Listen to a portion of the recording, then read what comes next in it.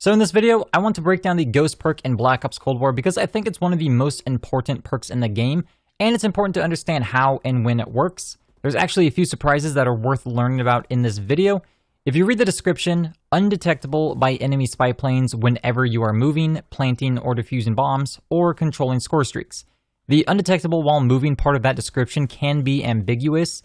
In terms of Treyarch developed games, Black Ops 2, 3, and 4 all had the same kind of ghost perk that made it so you have to keep moving in order to benefit from its effects. However, with each iteration, they made it weaker every single time, and with Black Ops 4, you had to basically maintain a full sprint in order to benefit from it, and it deactivated almost as soon as you stopped moving. It was almost useless to use in Black Ops 4 with the Fog of War system that Ghost didn't protect you from, nor did it protect you from the recon dart. So the question is, did they make it completely useless again? And the answer to that is absolutely not. If I were to compare it to strictly those three games I mentioned, since they all use the same type of movement required ghost perk, I'd say this more closely resembles Black Ops 2, albeit slightly weaker but not by much. It's definitely more powerful than the Black Ops 3 and 4 versions of Ghost, and I'll get into exactly how it stacks up shortly. But before that, please make sure you are hitting that subscribe button with notifications on so you can stay up to date with all my latest videos. Okay, how can you tell when Ghost is active? Well, your player indicator on the minimap will kind of fade a little bit. If you go from a perfectly stationary position to moving forward at full speed, it takes a little under a second to activate. If you keep your stop short, you can actually reactivate Ghost in less than half a second. This is meant to allow you to stop and shoot the enemy and then keep moving to re-engage Ghost quickly. If you stop too long, you'll have to wait for the original activation time. So how fast do you have to be moving in order for it to activate? Well, from what I can tell, it seems to be when you are moving at half of your full speed. This is where it's comparable to Black Ops 2. You don't have to be in a full sprint, and more importantly, it allows you to crouch around and stay silent and keep Ghost active. This is already better than the Black Ops 3 and 4 versions because those did not allow for you to crouch and keep Ghost active. The next thing I wanted to test is how it works with aiming while moving and strafing, and it's actually quite diverse in this game, and the testing ended up being more work than I had initially thought it would be. There's actually a few surprises in here as well, with some of the weapons performing better or worse than you might expect.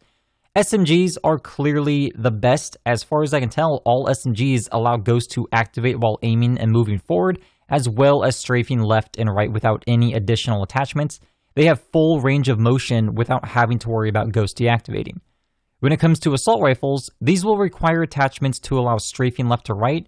If you use just the tactical stock, forward momentum should allow for Ghost to activate, but if you want that left to right strafe, you'll need to have one of these stocks with 40% movement speed while aiming, as well as an ultralight barrel to increase strafe speed by 5%, or the infiltrator grip that adds another 5% movement speed. Sometimes you have to dedicate all three attachments just to move in all directions and keep Ghost active.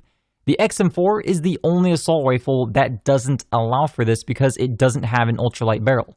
I wonder if this was an oversight or if it's by design. Moving over to tactical rifles, and this is where we find another benefit of the M16. It's the only tactical rifle that allows for strafing to keep Ghost active. It's full range of motion just like SMGs with just one attachment.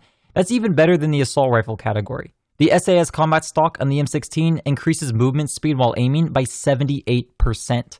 The other tactical rifles can only get that forward momentum to activate Ghost while aiming. Moving on to LMGs, the RPD is the only one that can keep Ghost active while strafing. This is actually surprising that it can do it at all because it's traditionally the slowest weapon class. This is a similar situation to the M16 and only requires a single attachment, once again the SAS combat stock. This means it's better suited for pairing with Ghost than the XM4 is. The other two LMGs can only activate Ghost with forward momentum. Finally, let's move on to sniper rifles. The Pellington will require both the ultralight barrel as well as the combat stock. It's also the only sniper rifle capable of strafing with Ghost active. The other two will only work with forward momentum. As for secondaries, everything except for both launchers will be able to keep Ghost active while aiming without any attachments.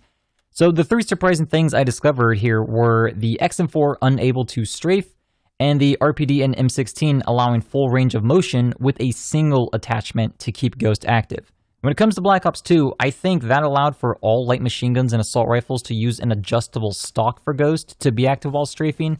So this is kind of a mixed bag, and Black Ops Cold War is just barely behind Black Ops 2 in this regard, because not all LMGs, assault rifles, or tactical rifles can do this. Even though Black Ops 2 didn't have tactical rifles, something like the AUG is a weapon that would probably allow for that in Black Ops 2. Ghost in Black Ops 3 will allow SMGs and shotguns to work while aiming, but only with the stock attachment. Black Ops 4 Ghost is just useless unless you are on the move in a full sprint. So there you have it. Ghost is actually useful, but also pretty much a crutch in Black Ops Cold War. Remember that future patches and changes to movement speed or attachments could make some of this information outdated, but this is accurate as of November 20th, 2020. I hope you enjoyed the video, and I'll see you next time.